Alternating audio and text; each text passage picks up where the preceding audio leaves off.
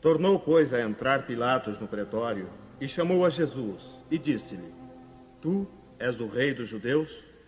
O meu reino não é deste mundo. Se o meu reino fosse deste mundo, certo que os meus ministros haviam de pelejar para que eu não fosse entregue aos judeus. Mas por agora, o meu reino não é daqui. Disse-lhe então Pilatos: Logo, tu és rei. Tu dizes que eu sou rei. Eu não nasci nem vim a este mundo senão para dar testemunho da verdade. Todo aquele que é da verdade ouve a minha voz. A vida futura. Por estas palavras, Jesus se refere claramente à vida futura que ele apresenta em todas as circunstâncias como o fim a que se destina a humanidade e como devendo ser o objeto das principais preocupações do homem na Terra. Todas as suas máximas se referem a esse grande princípio. Sem a vida futura, com efeito, a maior parte dos seus preceitos de moral não teriam nenhuma razão de ser. É por isso que os que não creem na vida futura, pensando que ele apenas falava da vida presente, não os compreendem ou os acham pueris. Esse dogma pode ser considerado, portanto, como o ponto central do ensinamento do Cristo. Eis porque está colocado entre os primeiros no início desta obra, pois deve ser a meta de todos os homens. Só ele pode justificar os absurdos da vida terrestre e harmonizar-se com a justiça de Deus. Os judeus tinham ideias muito imprecisas sobre a vida futura. Acreditavam nos anjos, que consideravam como os seres privilegiados da criação, mas não sabiam que os homens, um dia, pudessem tornar-se anjos e participar da felicidade angélica. Segundo pensavam, a observação das leis de Deus era recompensada pelos bens terrenos, pela supremacia de sua nação no mundo, pelas vitórias que obteriam sobre os inimigos. As calamidades públicas e as derrotas eram os castigos da desobediência. Moisés o confirmou ao dizer essas coisas ainda mais fortemente a um povo ignorante de pastores que precisava ser tocado antes de tudo pelos interesses deste mundo. Mais tarde, Jesus veio lhes revelar que existe outro mundo, onde a justiça de Deus se realiza. É esse mundo que ele promete aos que observam os mandamentos de Deus. É nele que os bons são recompensados. Esse mundo é o seu reino, no qual se encontra em toda a sua glória e para o qual voltará ao deixar a terra. Jesus, entretanto, conformando o seu ensino ao estado dos homens da época, evitou de lhes dar o esclarecimento completo, que os deslumbraria em vez de iluminar, porque eles não o teriam compreendido. Ele se limitou a colocar, de certo modo, a vida futura como um princípio, uma lei da natureza a qual ninguém pode escapar. Todo cristão, portanto, crê forçosamente na vida futura. Mas a ideia que muitos fazem dela é vaga, incompleta e, por isso mesmo, falsa em muitos pontos. Para grande número, é apenas uma crença, sem nenhuma certeza decisiva. E daí as dúvidas e até mesmo a incredulidade. O Espiritismo veio completar, nesse ponto, como em muitos outros, o ensinamento do Cristo, quando os homens se mostraram maduros para compreender a verdade.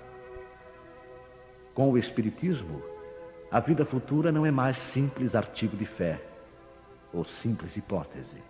É uma realidade material, provada pelos fatos, porque são as testemunhas oculares que a vêm descrever em todas as suas fases e peripécias, de tal maneira que não somente a dúvida já não é mais possível, como a inteligência mais vulgar pode fazer uma ideia dos seus mais variados aspectos, da mesma forma que imaginaria um país do qual se lê uma descrição detalhada.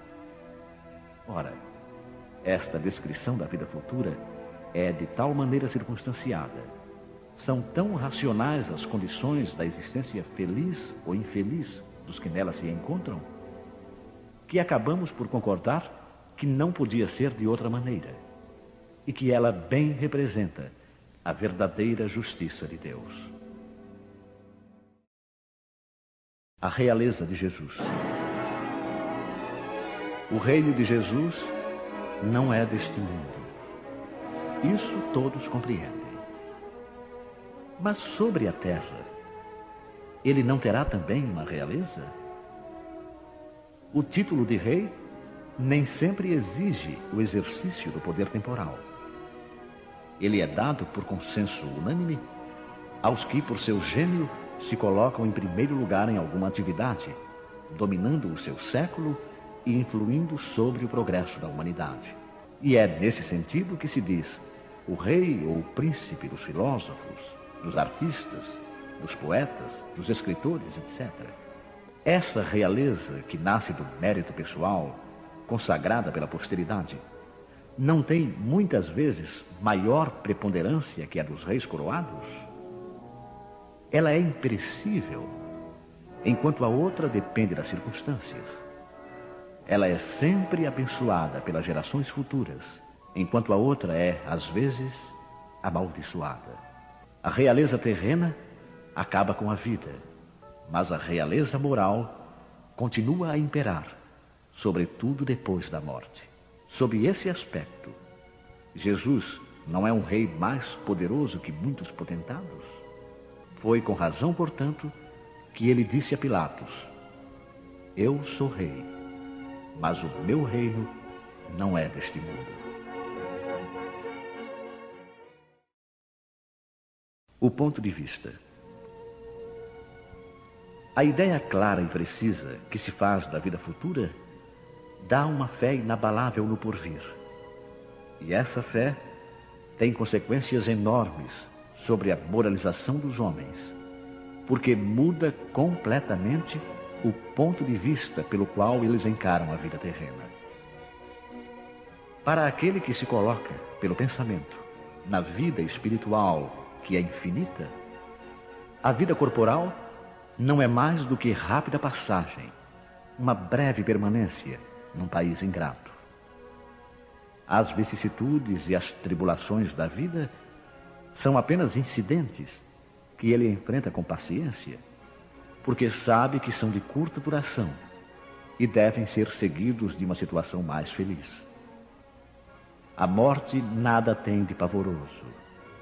Não é mais a porta do nada, mas a da libertação, que abre para o exilado a morada da felicidade e da paz.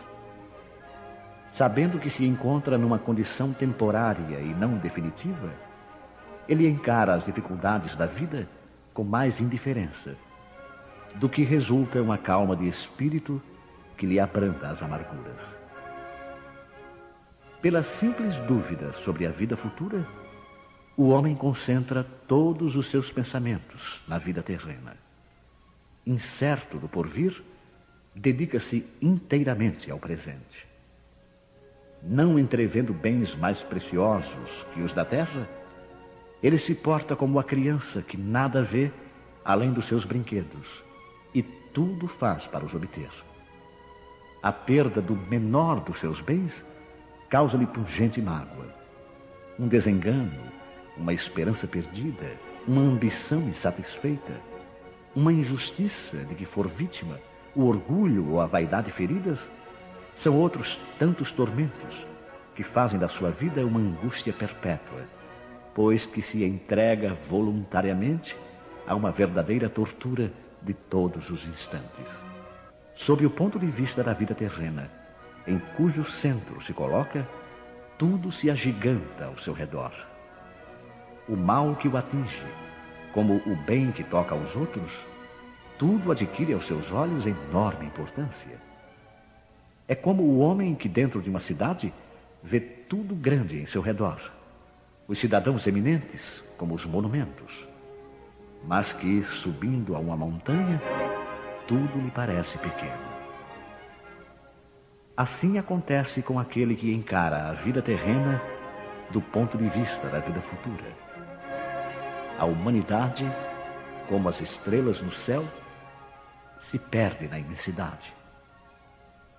Ele então se apercebe de que grandes e pequenos se confundem como as formigas no monte de terra, que operários e poderosos são da mesma estatura. E ele lamenta essas criaturas efêmeras que tanto se esfalfam para conquistar uma posição que os eleva tão pouco e por tão pouco tempo.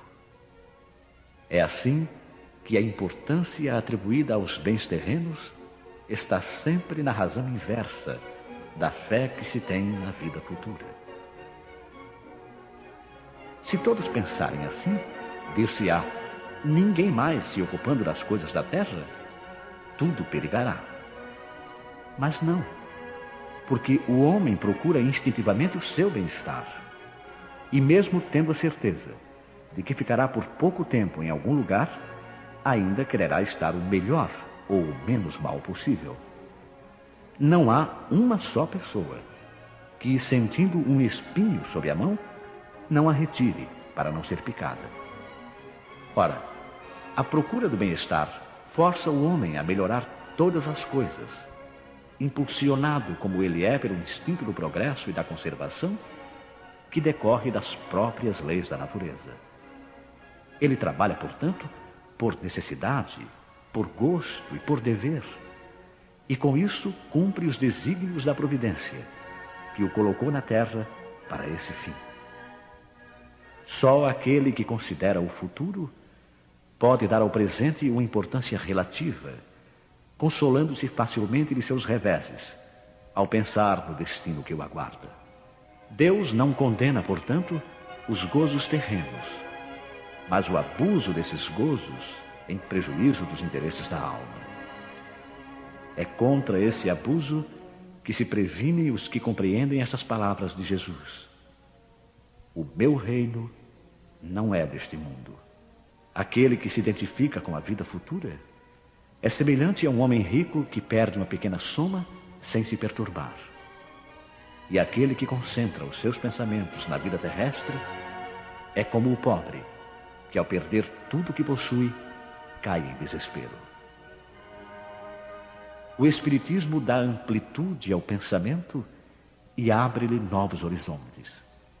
Ao invés dessa visão estreita e mesquinha que o concentra na vida presente, fazendo do instante que passa sobre a terra o único e frágil esteio do futuro eterno, ele nos mostra que esta vida é um simples elo do conjunto harmonioso e grandioso da obra do Criador, e revela a solidariedade que liga todas as existências de um mesmo ser, todos os seres de um mesmo mundo e os seres de todos os mundos. Oferece, assim, uma base e uma razão de ser à fraternidade universal, enquanto a doutrina da criação da alma, no momento do nascimento de cada corpo, faz que todos os seres sejam estranhos uns aos outros.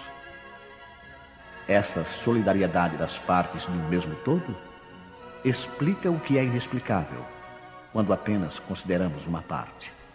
Essa visão de conjunto, os homens do tempo de Cristo não podiam compreender, e por isso o seu conhecimento foi reservado para mais tarde.